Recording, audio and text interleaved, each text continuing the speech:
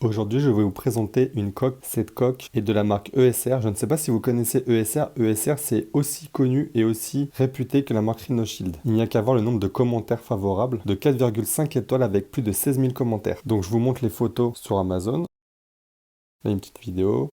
Voilà, alors évidemment, c'est compatible avec l'iPhone 8 et l'iPhone 7 et l'iPhone SE 2020. Donc ils insistent, comme toutes les coques, sur le côté résistant. Ce que cette coque a de différent par rapport aux autres coques, c'est l'épaisseur au niveau de l'appareil photo. Vous voyez, là, il a une épaisseur de 1 mm. La plupart des concurrents, ils vont avoir une épaisseur de 0,2 ou 0,3 mm. Donc maintenant, je vais vous montrer le produit en vrai. Donc on commence par la boîte, vous voyez, c'est la marque ESR. On la retourne, rien de particulier. Maintenant, on passe au produit.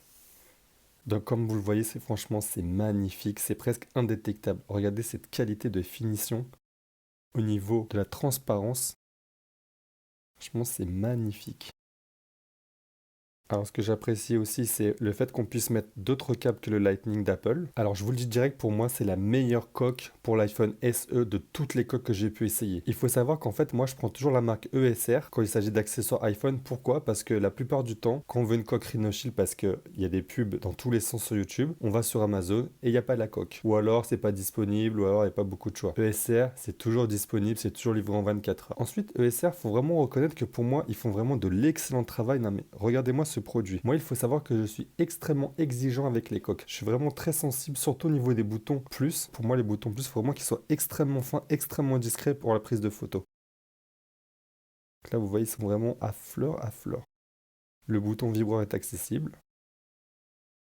Donc la protection de l'appareil photo. Oui, je sais pas si on le voit, mais il y a quand même une sacrée épaisseur qui protège votre appareil photo en cas de choc. Alors évidemment, il est protégé quand vous allez le poser sur une table, mais franchement, s'il devait arriver que votre iPhone tombe par terre, je pense qu'on peut faire confiance à la coque. Au niveau des coins, ils ont mis un petit renfoncement à l'intérieur. Alors au toucher, on le sent pas, ça aussi c'est agréable parce qu'il y a beaucoup de coques où là ça va dépasser de manière exagérée.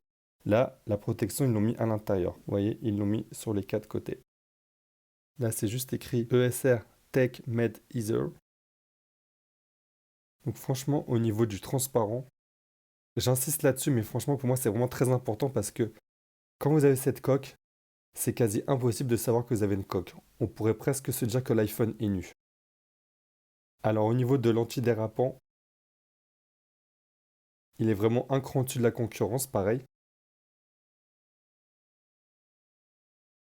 Dans une précédente vidéo, je vous avais présenté cette coque, qui pour moi est excellente aussi, hein. C'est juste que pour moi, c'est un second choix, pour plusieurs raisons. Alors déjà, le toucher, c'est légèrement glissant, c'est-à-dire que il n'y a pas ce grip-là. Quand je mets mon doigt, ça se bloque direct, alors que là, ça va avoir tendance à glisser assez facilement.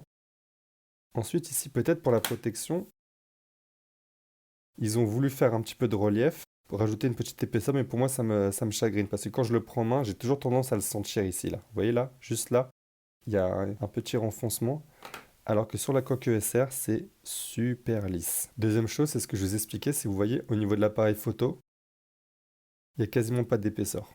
Attendez, je vais essayer de faire la mise au point là. Vous voyez ce que je vous disais, au niveau de l'appareil photo, il n'y a quasiment pas d'épaisseur. Mais c'est pas que cette coque, hein, c'est toutes les coques qui ont ce défaut-là, c'est-à-dire qu'au niveau de l'appareil photo, ils vont mettre le minimum syndical. Ensuite, au niveau des boutons, pareil, ça a tendance légèrement à dépasser, et puis vous voyez, il y a un petit jour qui me chagrine parce qu'en fait, ce petit jour va faire rentrer la poussière. Là, c'est pareil, ils nous ont fait un petit jour, alors que sur la coque ESR, vous voyez, il n'y a absolument aucune entrée possible. Au niveau des boutons, en tout cas. Au niveau du vibreur, de l'appareil photo, évidemment que la poussière peut rentrer, mais j'aurais quand même tendance à dire que c'est limité parce que c'est assez bien plaqué. Donc voilà, c'est la coque que je recommande à tout le monde pour l'iPhone SE ou le 13 mini que je possède aussi de l'autre côté. C'est une coque qui coûte vraiment pas cher, actuellement elle est à 9 euros, mais je pense qu'elle bougera pas, elle sera à 9 euros toute l'année, même dans un an, dans 2 ans. Et elle est tellement accessible que vous pouvez en prendre une deuxième parce que évidemment, qui dit coque transparente en plastique dit rayure. Ça c'est inévitable, hein. Au bout d'un moment, vous allez avoir des micro rayures ici, puis le logo Apple, il sera beaucoup moins classe. Donc pour 9 euros, vous pouvez en prendre directement deux ou trois, comme ça vous en avez quelques-unes d'avance. Pour plus d'astuces, parcourez cette chaîne.